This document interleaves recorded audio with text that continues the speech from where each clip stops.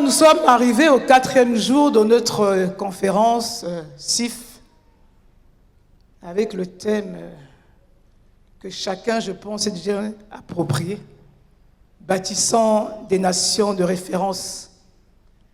J'aimerais rappeler encore à quelqu'un ce soir qu'il s'agit ici de bâtir des nations de référence. J'aimerais que tu dises à quelqu'un, bâtis une nation de référence.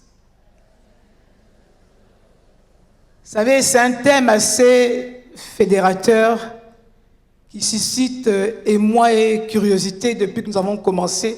Tout le monde s'est dit, mais en fait, c'est quoi bâtir une nation de référence? Si l'on doit donner un sens au mot bâtir, nous dirons simplement que bâtir, c'est construire. Bâtir, c'est poser un fondement. Bâtir, c'est concevoir et établir quelque chose. Poser un fondement sur quelque chose. Construire quelque chose. Et durant ces 3 jours passés, nous avons eu l'opportunité, la grâce d'écouter des servants de Dieu qui ont su développer ce thème selon que l'Esprit a fait grâce de le développer. Et ce soir, je crois que Dieu veut nous faire encore grâce. Il veut nous communiquer encore quelque chose de particulier. Alors, s'il y a une première question qu'on doit se poser par rapport à cette thématique, c'est qu'est-ce qui nous a animés durant ces 3 jours et encore aujourd'hui? Qu'est-ce qui anime la femme pour se lever et vouloir bâtir une nation? Qu'est-ce qui a touché notre cœur? Qu'est-ce qui a poussé? Qu'est-ce qui a donné cette impulsion pour pouvoir bâtir une nation de référence? Les femmes, je pense que nous avons posé le diagnostic de nos nations aujourd'hui. Nous avons vu, particulièrement, nous avons commencé par les 4 pays qui sont représentés ici ce soir. Et nous nous sommes rendus compte que dans tous ces pays, nous vivons quelque chose d'assez similaire au niveau des défis de développement. Il y en a partout, que ce soit au Nigeria, que ce soit au Congo RDC, que ce soit au Congo-Brazzaville, que ce soit à Libreville. On se rend bien compte que les situations sont pratiquement les mêmes, pour ne citer que ces pays-là. Nous nous sommes rendus compte également, en faisant l'état des lieux, qu'il y avait une recrudescence des phénomènes socio-culturels inexpliqués, que l'on ne pouvait pas percevoir, qu'on ne pouvait pas comprendre. Mais c'est quelque chose comme un mouvement qui se répand dans tous ces pays au niveau de l'Afrique. Nous avons poussé encore le diagnostic plus loin et on s'est rendu compte qu'il y avait une véritable crise des valeurs en ce moment dans nos pays. Vraiment des crises de valeurs perpétuées par des crises identitaires, perte vraiment de valeurs au niveau de la jeunesse, plus de repères. Et alors on s'est dit, mais ajoutez à cela évidemment toutes les crises politiques et économiques que vous connaissez. Alors on s'est assis et puis on s'est dit, mais qu'est-ce que nous faisons face à cette situation peu vraiment glorieuse?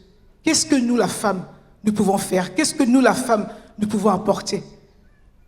Alors, face à tous ces enjeux, nous avons pris la décision, nous les femmes, de nous asseoir et de voir dans quelle mesure il était possible pour nous de bâtir, de construire des nations de référence.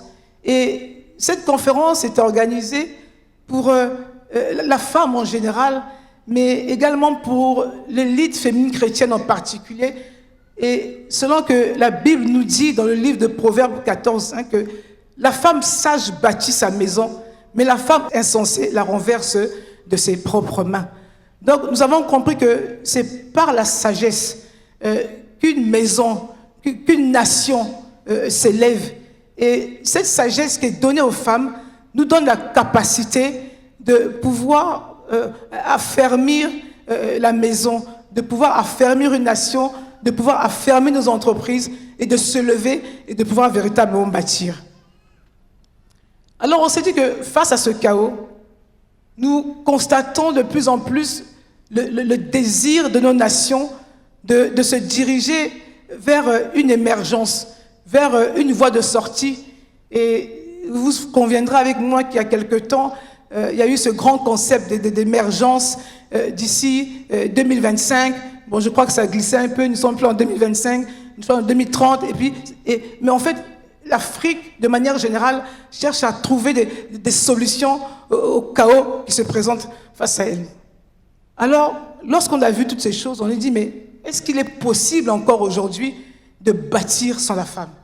Est-ce qu'il est possible encore aujourd'hui de construire sans la femme?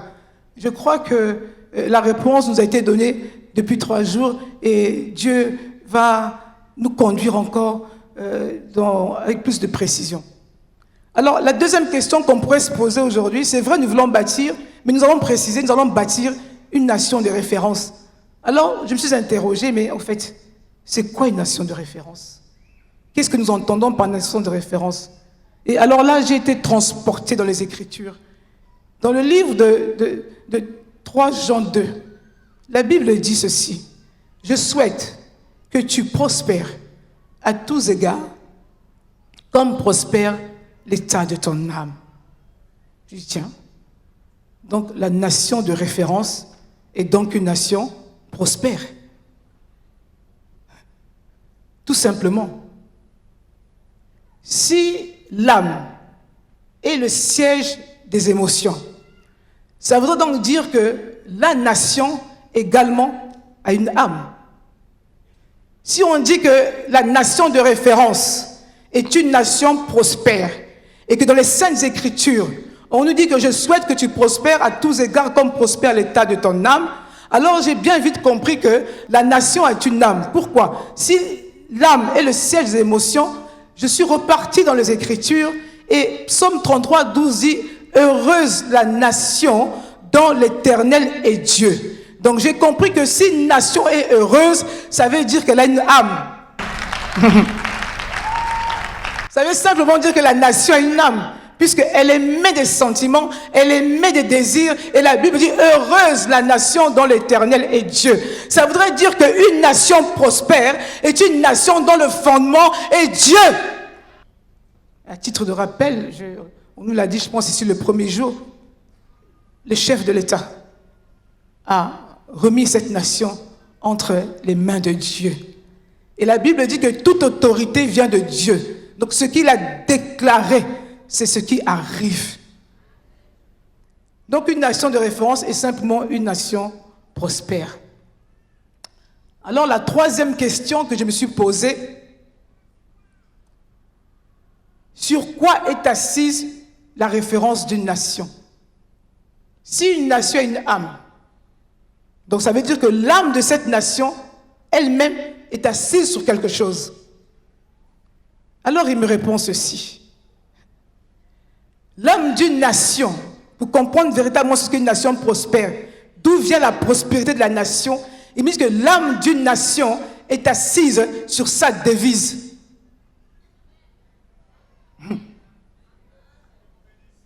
L'âme de la nation est assise sur sa devise.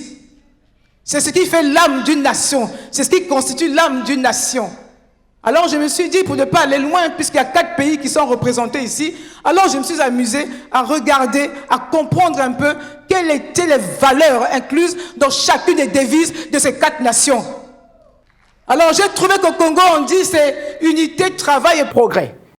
Et là, je suis bien dans mon élément. Je suis bien dans les Saintes Écritures qui parlent de prospérité. Je souhaite que tu prospères à tous égards comme prospère l'état de ton âme. Donc, j'ai compris qu'en fait, la devise du Congo tire sa source dans les Saintes Écritures.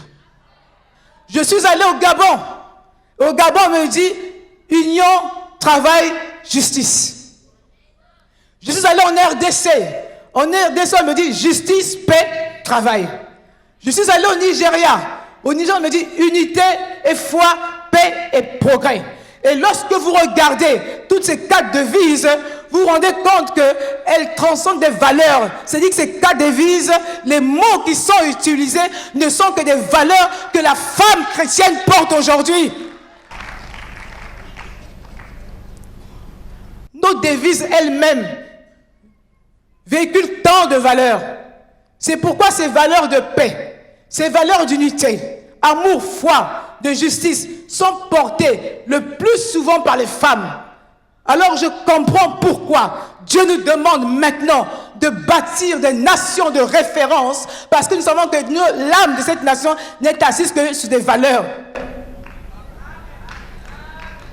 Et pour le savoir, je vous dis que j'ai cherché bibliquement quelles étaient les femmes qui ont porté chacune de ces valeurs. Et j'en ai trouvé dans la Bible. J'en ai trouvé valeurs de paix portées par Déborah, dont juste 5 valeurs d'unité portées par Esther, unie avec son peuple pour défendre une cause noble. Valeurs d'amour portées par Marie, la mère de Jésus, parce qu'il a bien fallu accepter de porter cet enfant. Il a bien fallu accepter. Je ne sais pas si l'ange, s'il était rentré dans ta maison, tu aurais accepté de porter cet enfant. Mais Marie l'a fait, connaissant sa condition, et elle a laissé le Saint-Esprit agir en elle. Donc elle a accepté de porter l'humanité en elle. Valeur de foi portée par Anne dans 1 Samuel. La foi de Anne a produit Samuel aujourd'hui. Anne qui était désespérée, mais comme elle portait cette valeur de foi en elle, elle est entrée dans le temple, elle a crié à l'Éternel, et l'Éternel lui a donné Samuel. La femme porte la valeur de foi. Quand une femme croit, c'est grave. Quand une femme se lève avec une foi, elle bouge les lignes.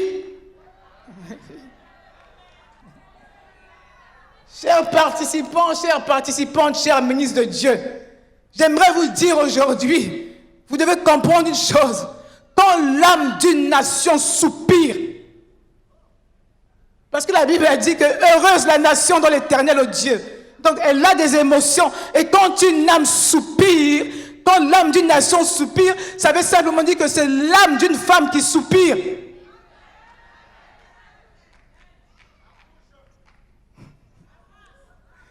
Et dans ces devises, nous retrouvons toutes les valeurs que la femme porte en elle, toutes ses composantes. Et vous verrez que lorsque je crois que c'est la servante de Dieu, Patricia, qui nous a donné la définition de ce qu'était une nation.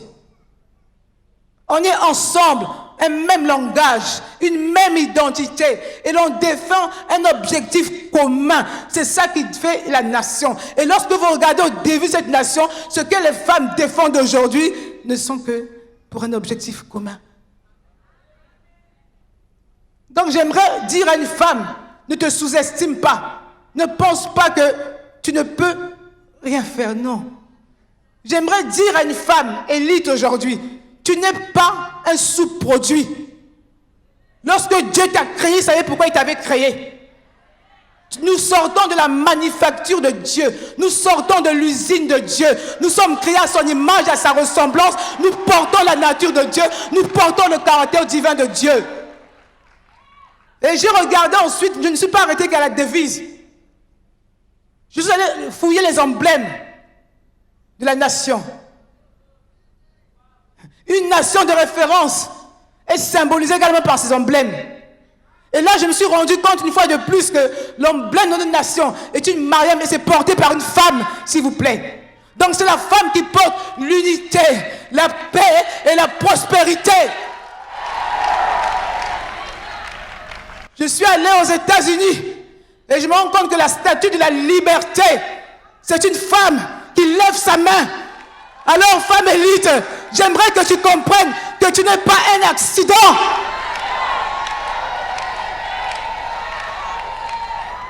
On a du prix aux yeux de Dieu. Et la CIF va t'aider à te réaliser et à entrer dans ta destinée. Et j'aimerais dire à une femme ce soir, nous devons comprendre quelque chose, que notre destinée n'est pas négociable avec quoi que ce soit. Bâtissons des nations de référence. Nous devons comprendre ce que c'est que le fondement d'une nation de référence. Si on ne pourra pas bâtir, si tu ne sais pas avec quel matériau tu dois bâtir, la maison va s'écrouler.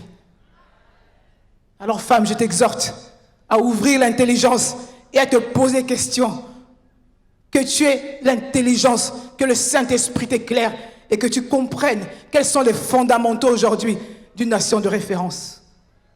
J'ai découvert autre chose lorsque j'ai regardé la Marianne. Et Marianne est un prénom dérivé de Marie et de Anne. Et ces deux prénoms découlent de sources hébraïques. Le premier de Myriam qui signifie goutte de mer. Et le second Anna qui symbolise la grâce. Donc si l'on doit donner une définition approximative à notre Marianne, signifie goutte d'eau gracieuse. En d'autres termes, la femme est partout. On ne peut pas bâtir sans la femme. Femme élite, j'aimerais que tu comprennes que nous portons les institutions. Nous portons le poids spirituel de nos nations. Nous portons le sceau de nos nations. Nous sommes le référent de nos nations. C'est pour ça qu'il est important de comprendre et de connaître la signification des symboles utilisés dans nos emblèmes, car derrière chaque emblème, il y a un esprit, une pensée qui fait asseoir la référence d'une nation. Lorsque vous allez par exemple en Allemagne, on doit comprendre ces choses, bien aimés, sinon on aura du mal à bâtir une nation de référence. Je suis allé en Allemagne. Pourquoi l'Allemagne? C'est une femme qui dirige ce grand pays. Et j'ai regardé aux armoiries de l'Allemagne, je me suis rendu compte qu'il y avait un aigle. Et je me suis rendu compte que l'aigle symbolise la vision. Et aujourd'hui, l'Allemagne est économiquement, je crois que la première puissance mondiale, si on doit le dire ainsi, dirigée par une femme. Femme, bâtissant des nations de référence, en fait, est un appel, est un devoir à la responsabilité, est une prise de conscience à la responsabilité. Nous devons nous lever et bâtir ces nations de référence. Et je crois qu'en ces temps de la fin, nous remarquons qu'il y a une dimension particulière de la dispensation de l'esprit sur la femme aujourd'hui. Une grâce particulière nous est accordée. Pour ceux qui ont les yeux prophétiques se rendent bien compte que la femme est en train de se lever dans toutes les nations. Et j'aimerais vous donner une information, peut-être que vous n'avez pas suivi. Au moment où nous organisons la CIF ici à Brazzaville, il y a une dame qui organise la même chose en Côte d'Ivoire. Exactement la même chose. Et je crois qu'il y a un mouvement du Saint-Esprit. Dieu veut accomplir quelque chose. Dieu veut accomplir la destinée de la nation par la femme. Ça ne veut pas dire que les hommes n'ont rien fait. Peut-être que nous, les femmes, on avait trop dormi, on n'avait pas compris ce à quoi on était appelé.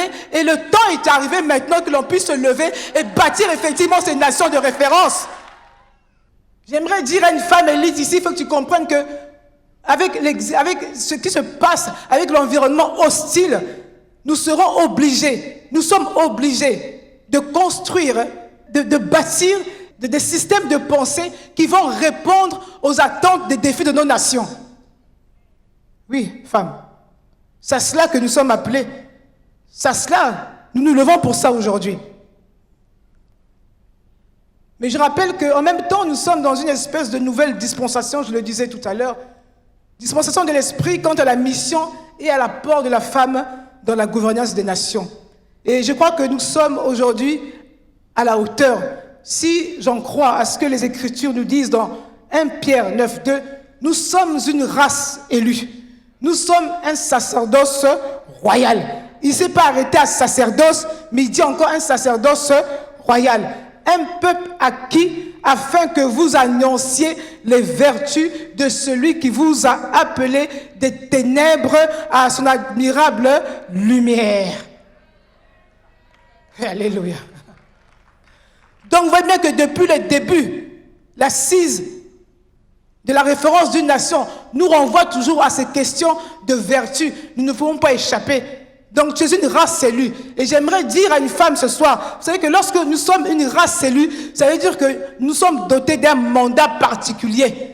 C'est-à-dire qu'il y a eu une élection et on a jugé bon de te mettre à part. Tu es une race, quelque chose vient sur toi. Tu es mis à part, mais pour faire quelque chose. Tu n'es pas mis à part pour ne rien faire, mais tu es mis à part pour une mission bien particulière, femme.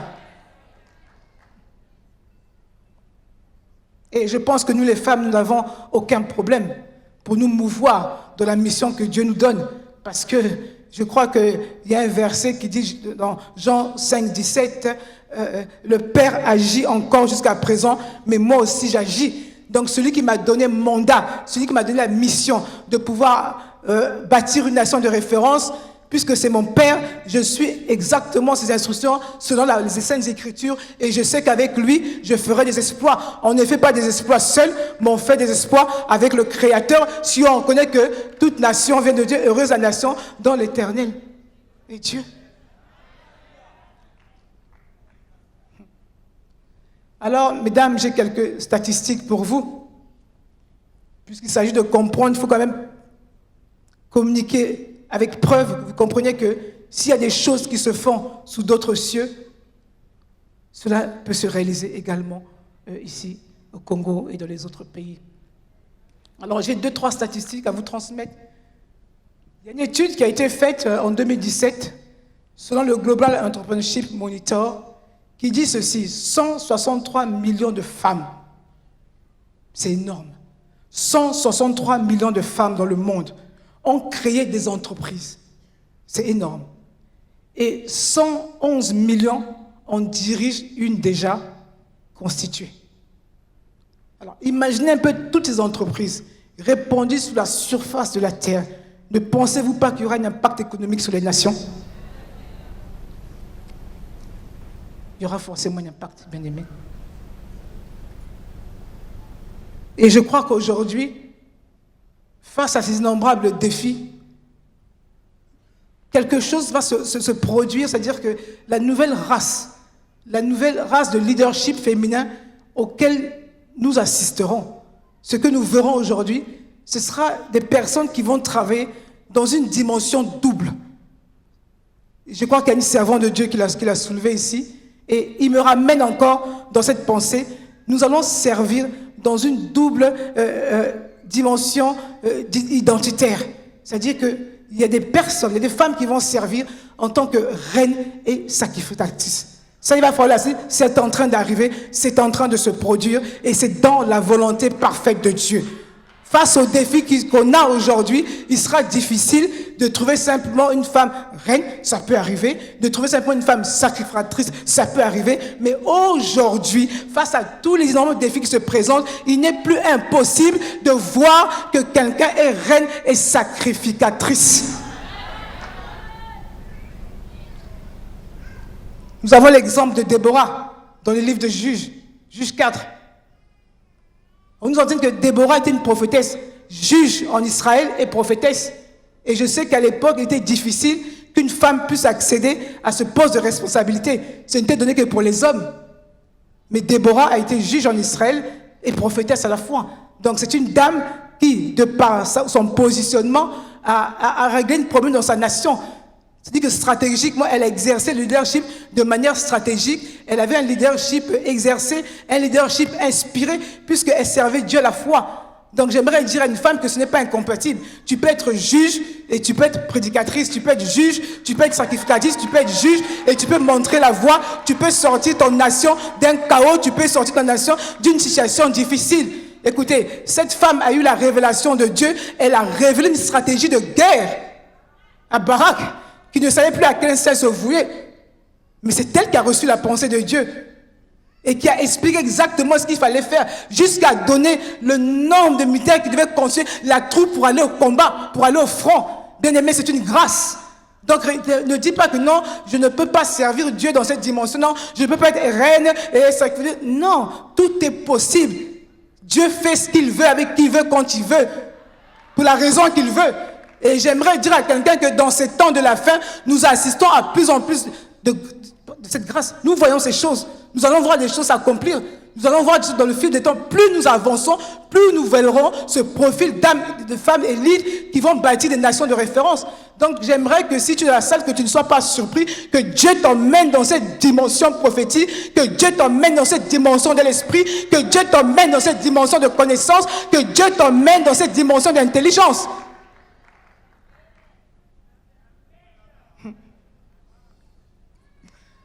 Elle a exercé son influence de par sa position. Elle était juge. Quelle grâce! Tu juges le monde. Dieu te révèle sa pensée. Elle était forte. Et elle pouvait gouverner de manière stratégique. Et lorsque on lui donne les stratégies, lorsque Déborah donne les stratégies à Barak, il se dit, bon, c'est vrai, je vais y aller, mais à condition que toi, tu es aussi avec moi. C'est vrai, tu me donnes la stratégie, mais je n'irai jamais seul au combat. Toi qui as montré la voie, mets-toi devant et moi, je te suivrai. C'est un manque de confiance, n'est pas confiance en la femme, parce que peut-être que Dieu ne peut pas parler à la femme, peut-être que Dieu ne peut pas révéler des stratégies de guerre à une femme. Mais moi, j'aimerais dire à une femme ce soir de cette salle que tout est possible avec Dieu.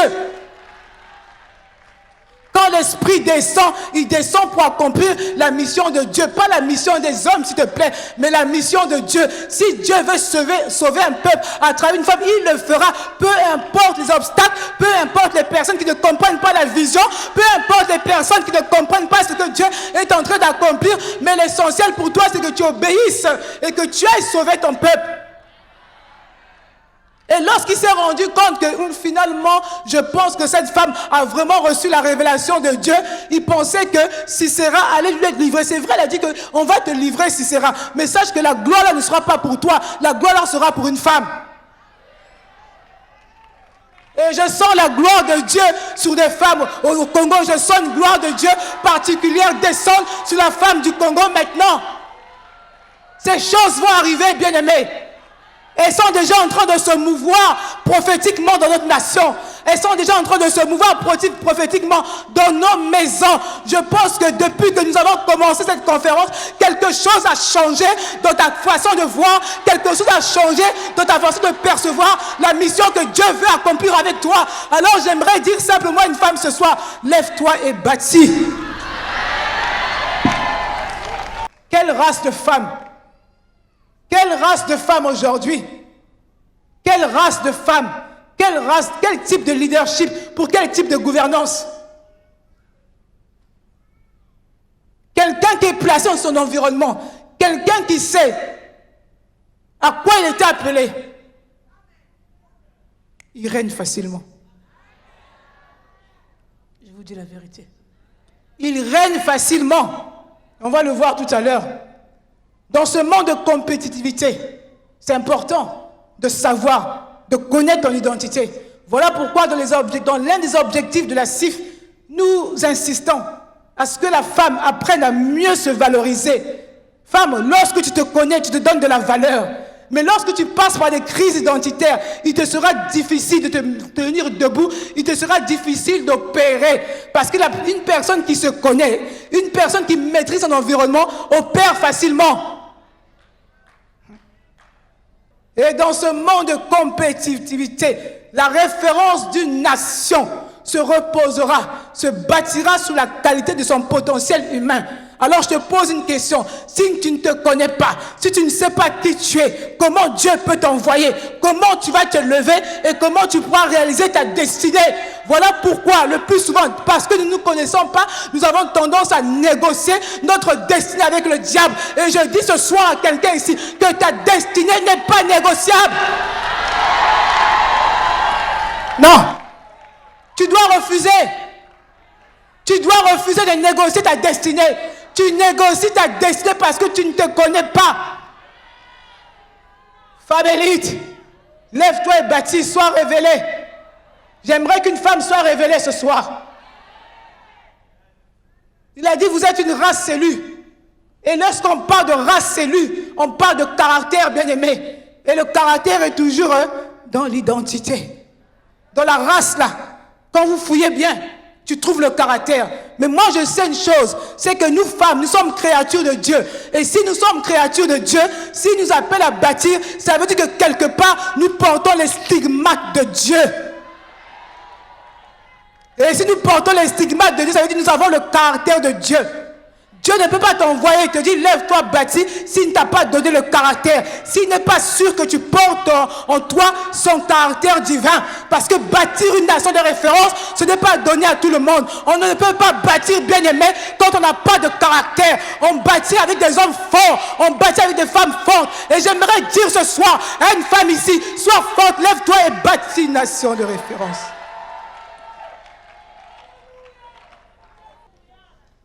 On va en Allemagne. Qui est Angela Merkel? Elle est chrétienne, elle dirige un parti politique. Elle est chrétienne. J'ai vérifié, elle est chrétienne. Oui, parce qu'il faut vérifier. Il ne faut pas venir annoncer. Elle est chrétienne. Elle est à son 4e mandat, s'il vous plaît, femme. 4e mandat. Mais ça ne veut pas dire qu'elle n'a pas connu de problème. Mais elle a persévéré parce qu'elle savait qu'il avait établi et elle est obligée d'exercer son leadership même dans un environnement hostile, dans un environnement difficile. Alors j'aimerais dire à une femme ici ce soir, lève-toi et bâtis, quelles que soient les conditions, quel que soit l'environnement dans lequel tu es. Si tu es appelé à bâtir, lève-toi et bâtis. Angela Merkel, elle a bâti. Elle a bâti son mental. J'ai lu sa biographie. Elle a des diplômes. Hein. À ne plus en finir. C'est vrai, c'est important. Elle s'est formée. C'est pour ça qu'on dit. Et c'est vrai, elle est fille de pasteur. Donc c'est quelqu'un qui a été formé à la source. C'est quelqu'un qui porte déjà les valeurs chrétiennes en elle. Et qui sait que lorsqu'elle se lève, le monde va l'écouter. Écoutez, c'est une grande négociatrice en Europe. Elle tient son pays des mains de fer. Elle discute. Elle tranche. Elle a la connaissance. Elle est assise sur quelque chose. Elle a un potentiel. Elle ne s'est pas fatiguée de bâtir. Elle s'est levée. Le dernier mandat était difficile. On pensait qu'elle allait perdre. Mais à la dernière minute, la source intarissable, le Dieu véritable. La Bible dit, quand tu es planté près d'un courant d'eau, elle est plantée près d'un courant d'eau. La source, elle ne peut pas flétrir. Le feuillage reste vert. Elle avance, elle construit et elle bâtit. La source, race élue. Femme élite, c'est une race élue. Nous sommes élus pour accomplir les œuvres de l'Éternel. Nous sommes élus pour bâtir des nations de référence. Et vous voyez en Allemagne aujourd'hui, c'est la première puissance en Europe. L'Allemagne, une monnaie forte. C'est une femme qui dirige. Femme élite, elle est chrétienne, elle est élite, fille de pasteur, elle gère des mains de maître. Je ne sais pas comment elle fait, mais certainement qu'elle est révélée comme Déborah. J'aimerais dire à une femme élite ce soir, une femme de pouvoir, femme d'influence. Les objectifs de cette conférence ont été clairement définis. Mais j'aimerais te rappeler quelque chose. Nous avons la mission de nous réaliser. Nous avons la mission de nous réaliser. Si tu te réalises, tu bâtis. L'homme ne donne que ce qu'il a. Qu'est-ce que tu vas donner à une nation si toi-même tu n'es pas bâti? Formons-nous.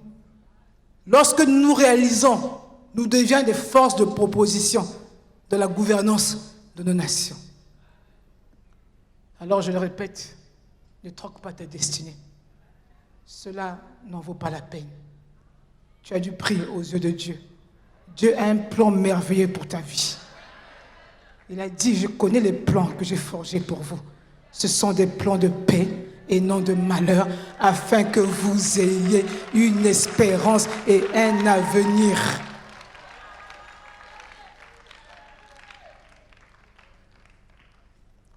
Quel type de leadership féminin pour l'Afrique? La femme africaine qui devra exercer son leadership aujourd'hui, ce sera simplement cette femme qui aura la capacité de lire dans les temps, qui aura la capacité de comprendre les événements, qui aura la capacité de répondre aux exigences du moment. Dieu seul sait qu'il y en a. Les enjeux sont nombreux, chères femmes. Ils sont politiques. Ils sont économiques, ils sont socio-culturels, il y en a tellement. Mais nous devons comprendre aujourd'hui que exercer le leadership féminin dans une sphère donnée ne devrait pas être aujourd'hui un phénomène de mode. Je vous en prie. Le leadership chrétien féminin ne peut pas être un phénomène de mode aujourd'hui. C'est plus qu'un phénomène de mode, c'est une nécessité. C'est une nécessité parce que les enjeux sont grands.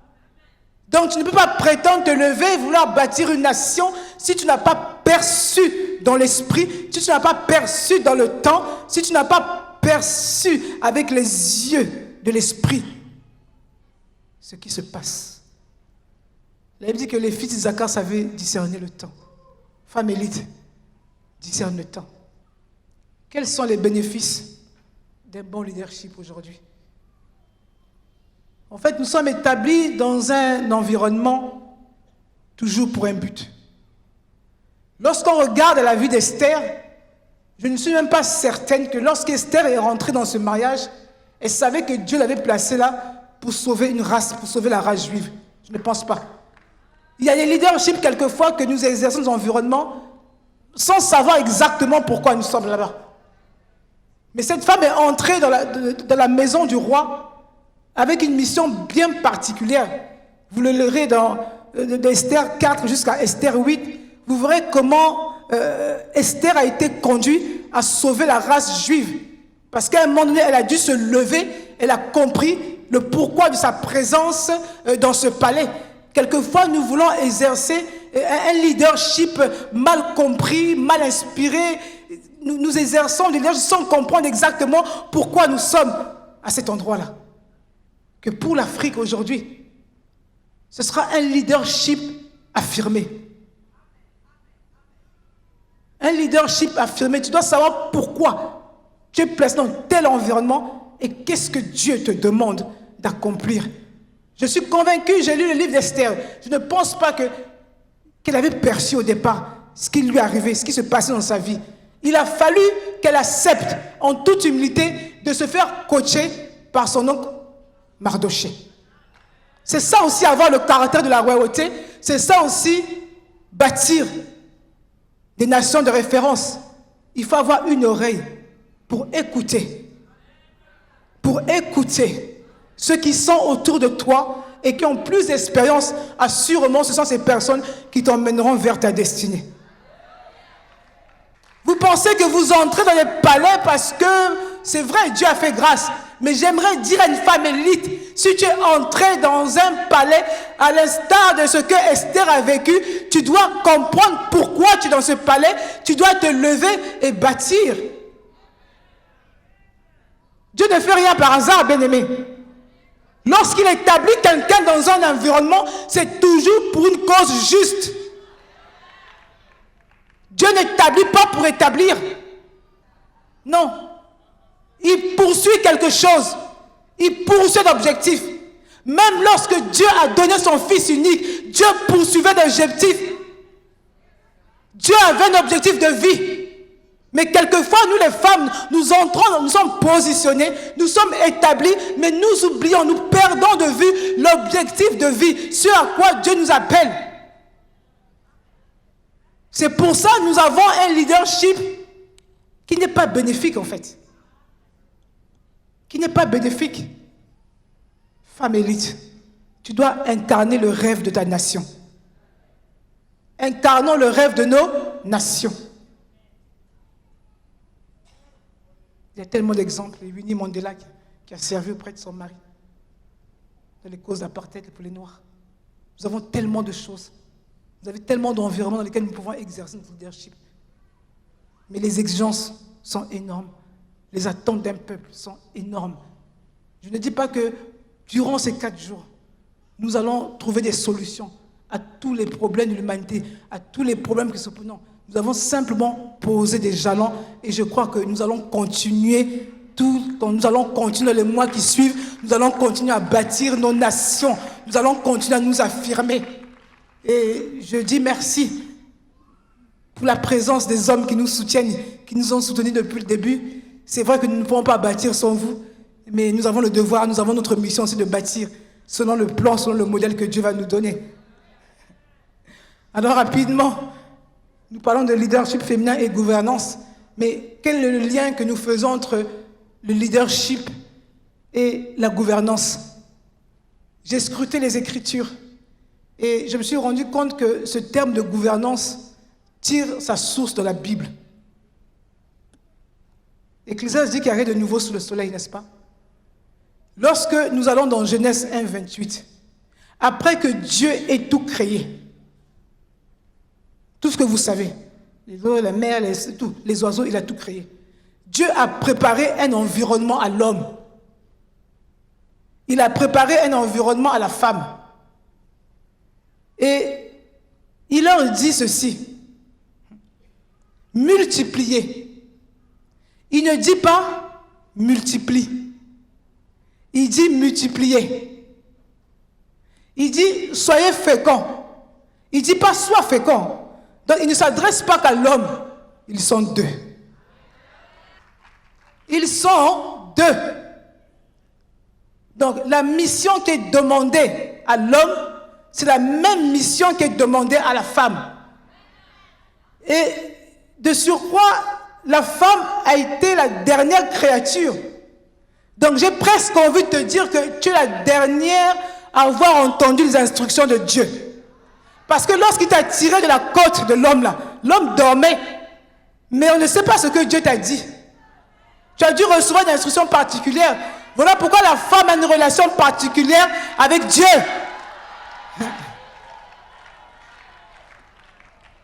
Il a dit soyez féconds. Alors, ça veut dire quoi soyez féconds? Puisque nous voulons bâtir. Ça veut simplement dire produisez. Ça veut dire produisez. Il dit multiplier. Ça veut dire fructifier la production. Vous avez produit, multiplié, donc fructifier la production. Assujettissez. Et c'est là où j'ai trouvé d'où venait le mot gouvernance. Assujettir, c'est gouverner, c'est administrer, c'est contrôler un environnement. Il a dit assujettissez, gouverner, donc administrer. En fait, qu'est-ce qui s'est passé? Dieu a créé un environnement. Mais il te demande, toi la femme, d'être féconde, de multiplier, d'assujettir et de dominer. C'est la mission qu'il nous a donnée. Et une fois que tu arrives à faire toutes ces choses, c'est là que vous allez comprendre quelles sont les attentes de la CIF par rapport au verset qui nous a été donné. Somme 2, verset 8. Demande-moi, je te donnerai les nations pour héritage. Quand tu demandes, tu manifestes un intérêt pour la chose.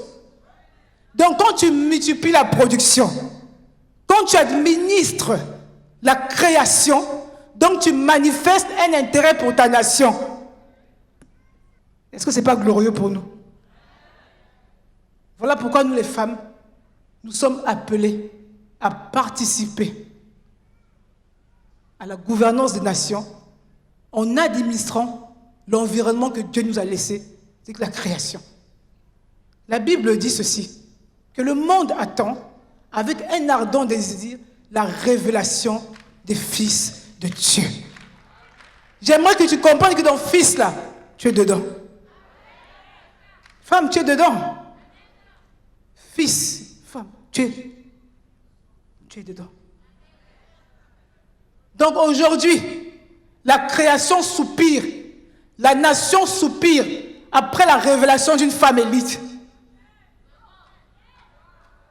Et j'aimerais, oui, la création soupire, la création nous attend, nous devons participer. Voilà pourquoi je parle de gouvernance participative aujourd'hui. Je ne sais pas si ça existe, mais je pense que ça existe. Nous devons participer à l'administration de l'environnement que Dieu nous a laissé sur la terre. Tu peux recevoir quelque chose en héritage, mais tu ne manifestes aucun intérêt de vouloir administrer ce que Dieu t'a donné en héritage. Il y a des femmes ici qui ne sont pas intéressées par les problèmes de la nation. Il y a des églises ici qui ne sont pas intéressées par les problèmes. Je pense qu'on nous l'a dit pendant les ateliers. On a constaté par exemple, bon, j'ouvre une parenthèse que je vais vite fermer, mais le problème c'est que la femme fait partie de l'église. Nous avons été surprises ici lors d'un atelier pour dire que mais lorsque nous allons voir les églises, mais nous ne sommes pas concernés par les problèmes du pays, nous ça ne nous regarde pas, nous prions et je pense que Dieu ne nous a pas appelé ça faux. Faux. Sinon, Daniel, Joseph, n'allaient pas se révéler au roi. Et je pense que le temps dans lequel nous sommes aujourd'hui, Dieu veut que ses enfants soient manifestés. Vous savez, lorsque Dieu suscite ce genre de conférence, lorsque Dieu suscite ce genre d'événement, c'est qu'il y a quelque chose qui est en marche. Il y a quelque chose qui arrive, que nous ne voyons peut-être pas. Moi, mais la première concernée, je ne sais pas. J'ai simplement obéi à la voix de Dieu. J'ai entendu une voix et j'ai obéi. Maintenant, ce qui va se passer après, c'est plus mon problème. Mais ce que je sais, c'est qu'en face de moi ce soir, j'ai la provision de cette vision.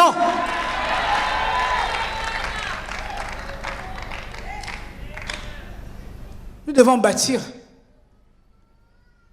Donc, pourquoi la femme veut se mettre en marge? Pourquoi l'Église veut se mettre en marge de ce qui se passe dans la société? Non. C'est pourquoi l'un des objectifs principaux de la CIF, on pose la problématique de l'apport de la femme chrétienne dans la gouvernance de la nation et de la femme en général. Lorsqu'on parle de bâtir une nation, on se rend compte qu'une seule personne ne peut pas bâtir. Il faut plusieurs entités qui convergent vers un but commun, un objectif commun, c'est la nation. Et la Bible dit qu'avec lui, nous ferons des exploits. C'est pour ça que cette conférence a une portée spirituelle, économique, politique, tout ce que vous voulez, mais spirituelle, économique et intellectuelle. Parce que je pense qu'aujourd'hui, Dieu veut faire quelque chose, il veut faire les choses autrement. Et il veut que la femme se lève simplement. Donc ce que nous semons aujourd'hui, nous allons le récolter demain. Ce que nous fructifions aujourd'hui, vous savez, une semence n'est jamais perdue. Nous avons passé 4 jours ici, laissons l'esprit faire, laissons l'esprit agir, et nous verrons jusqu'où la CIF nous conduira. Nous verrons ce que Dieu veut faire pour cette nation. Nous n'avons pas la prétention de vouloir tout faire. Nous avons simplement posé des jalons, et nous croyons fortement que sur le chemin, d'autres personnes vont se joindre à nous. Pointe-Noire appelée, ils veulent une CIF. Dolisie veut une CIF. Tout le monde veut la CIF, mais nous allons commencer à Brazza, nous allons produire. Et j'ai lu avec beaucoup d'intérêt toutes les recommandations qui ont été prises. J'ai dit, waouh, waouh, femmes, nous avons du travail. Nous allons devoir nous lever. Et nous allons devoir bâtir cette nation, mais ensemble. Donc la femme est appelée à gouverner. On ne pourra pas tout dire aujourd'hui. Le sujet est vaste. Nous irons plus loin, ce n'est que l'ouverture. Donc, il y a forcément un lien entre le leadership féminin et la gouvernance. Pendant les ateliers, il était question de parler de gouvernance éthique. Il y a plusieurs types de gouvernance. Vous avez la gouvernance politique, économique, mais j'insiste pour terminer sur la gouvernance éthique. Parce que ce sont les valeurs morales. Et je sais que la femme est le meilleur catalyseur pour véhiculer les valeurs morales dans une société, dans une église, dans une nation. C'est la femme qui gouverne moralement les institutions. C'est la femme qui gouverne sa maison. C'est la femme qui transmet les valeurs. Lorsque les enfants sont bien éduqués, nous l'avons vu ici avec le pasteur Pébi, lorsque les valeurs sont bien, les valeurs de modèle sont bien transmises aux enfants, je dis que cela produit une nation forte, une nation de référence. Que Dieu vous bénisse.